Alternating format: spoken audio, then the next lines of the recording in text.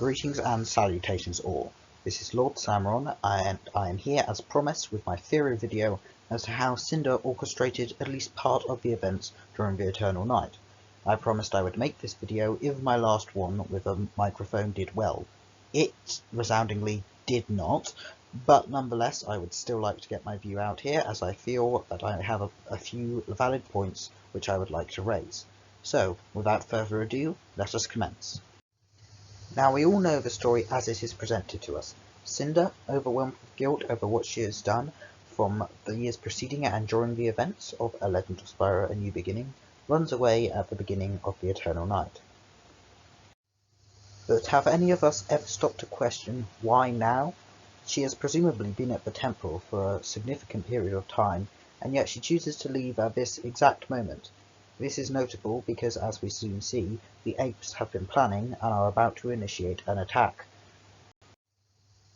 I believe she knew in full that the apes were planning an attack, and it thus intended to set her plan in motion directly before it.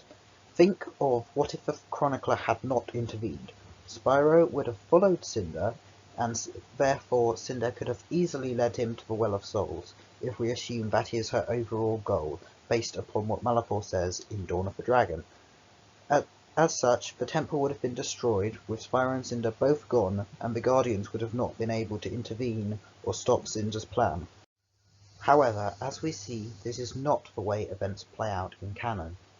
In fact, the chronicler does intervene, and Spyro is at the temple to defend it, allowing Cynder to lose him, which I do not believe was her plan from the beginning.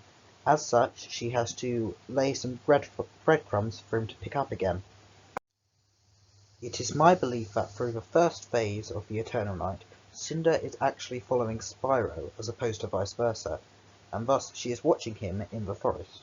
We know she is very capable of being stealthy, and we know that she is rather sneaky as it happens, thanks primarily to her time under Malapor's servitude.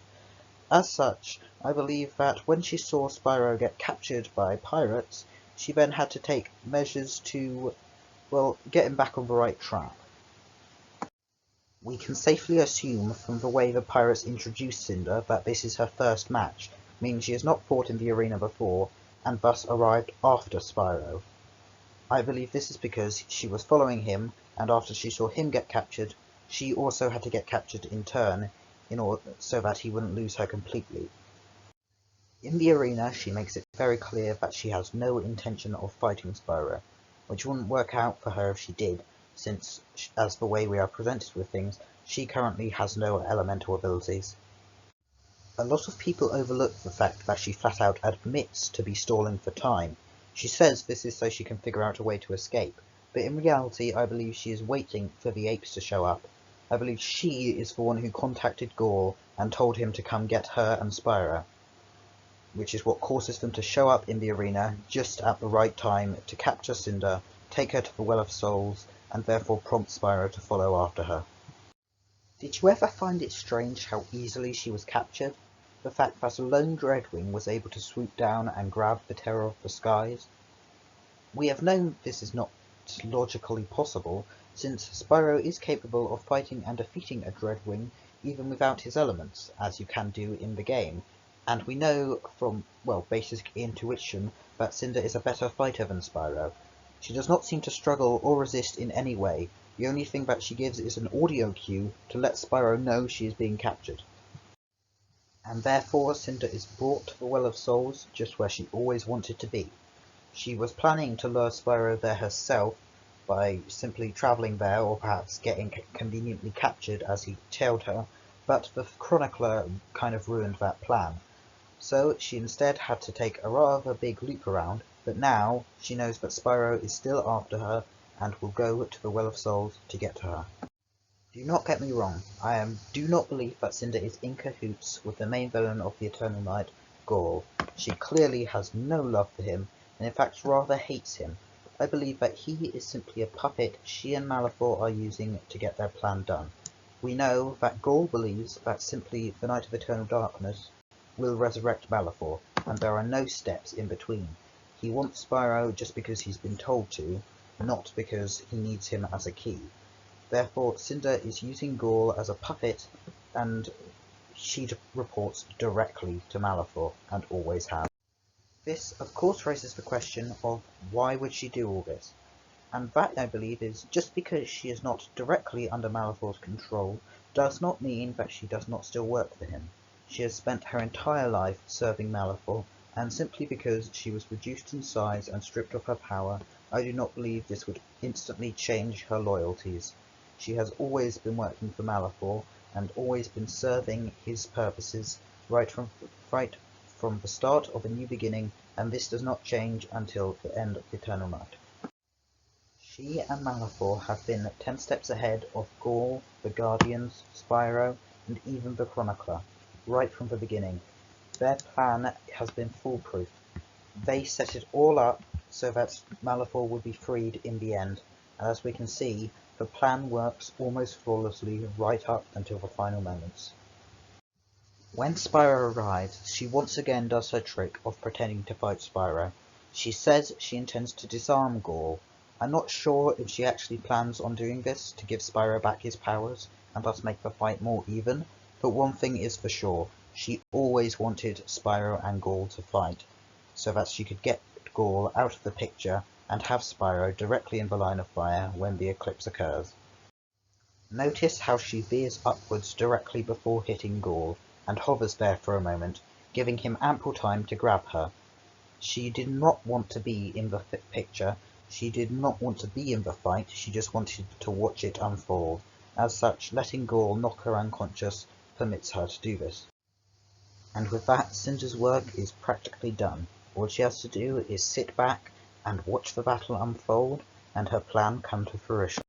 Note how, despite being allegedly knocked unconscious during the boss fight, we can actually see that Cynder's eyes are open and she is visibly watching the battle the entire time.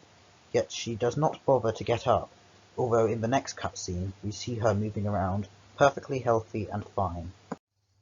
The eclipse finally comes. Their plan has worked perfectly. Everything is just one step away from Malifaux's final victory. Picture, if you will, if things had went a little differently. If Cynder had not freed Spyro, which we will cover very shortly, then Malifaux would have had both Spyro and Cynder under his control. He would be free, with the other two most powerful dragons, the only ones that could stop him, under his thumb and loyal to him. It would be the perfect plan.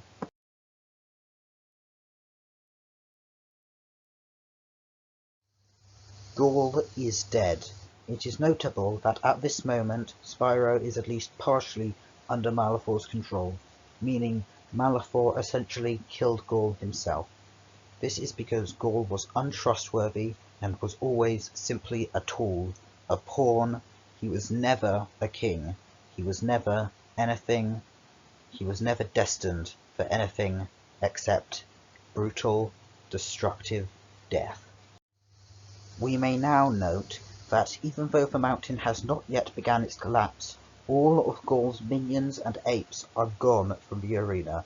We can safely assume that this was not Sparks' doing, meaning the only one here who could have destroyed them is Cynder, meaning she destroyed all of Gaul's soldiers while Spyro and Gaul were fighting. She did not want them around.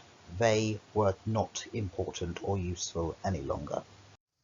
Even though this was her plan from the beginning, she still shows shock and dismay at the sight of Dark Spyro. This is because, unbeknownst to her, she has begun to care about him. In spite of herself, she has permitted herself to get attached, and a part of her hoped that this plan would fail all along.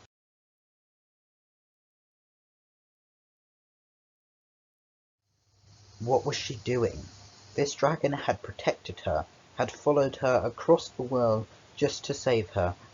This was her plan from the beginning. She always wanted this. This was everything she hoped for.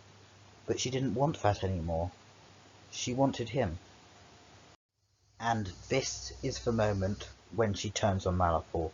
Forsaking her plan, she tells Spyro to stop. She knows what is going to happen because it was her idea. But now she doesn't want that. She doesn't want Spyro to live the rest of his life under the influence of Malifaux like she had. She doesn't want to live under the influence herself anymore. She wants to be free, she wants Spyro to be free, and she does not want the world's destruction. She comforts Spyro next. She knows it is not his fault, because it is hers, but she cannot admit this to him. She is afraid what he will think of her if he learns she has manipulated him this entire time. What does she do with this first taste of freedom? She tries to run. She is more afraid not because of the mountain, but because she knows Malifaux is coming, and she knows that he knows she has betrayed him. She wants to run before she has to face the wrath of her master. In this moment that she believes to be one of her last, she contemplates telling Spyro the truth, but ultimately decides that it's better to take it to her grave. She does not know that Spyro has a means to save them. She thinks this is her last moment, and she just can't bring herself to tell the truth. This is a moment of defiance. I believe that she is symbolically looking back at Malifaux and her past. She is looking back on everything that she's about to leave behind, looking back at the evil and the torment of her former life, looking back at the dragon who tormented her for so long and who has been her entire life. And she turns her back on him. She wants no part of his evil empire. She has made her choice. She would rather die with Spyro than live with Malifaux.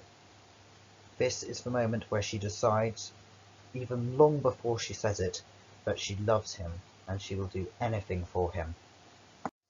But I hear you. You think I'm clasping at straws. You think I'm just trying to fill a few plot holes in the Eternal Night with some silly fan theory. But that's all kind of disregarding the fact that it's basically confirmed, because Malifaux says it in the confrontation scene in Dawn of the Dragon. And Cynder, directly before claiming that she's lying, lowers her head. You don't lower your head in shame if you have done nothing wrong. This is evidence in and of itself that she is guilty, and that Malifaux is telling the truth in this scene. And what does she do as soon as she stops her captor, her tormentor? She apologizes to Spyro. What does she have to apologize for if this is not true, beyond simply what she did in A New Beginning? This is her apologizing for the events of the Eternal Night, and thus admitting the blame.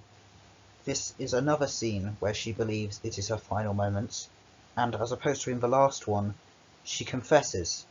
This is evidence of her character growth. She has grown stronger in the events of Dawn of the Dragon, and she is finally ready to tell Spyro the truth and die happily with him. I believe this adds a lot to the plot of the Legend of Spyro series. Not only does it rectify many of the inconsistencies and plot holes, contrivances, etc. in the Eternal Night, but I believe it escalates and improves their relationship, as it shows Cynder's character growth, and it shows that she does not simply stop being a bad person because she had evil, a light blast and got hit in the head a bunch of times by floating Spyro heads, but that instead it was a slow transition and she actually made a choice. And that fits with the theme of her character. The fact that she was able to overcome these decades of brainwashing and subservience under Malifaux shows how much she loved Spyro all along, and I think just makes everything so much nicer.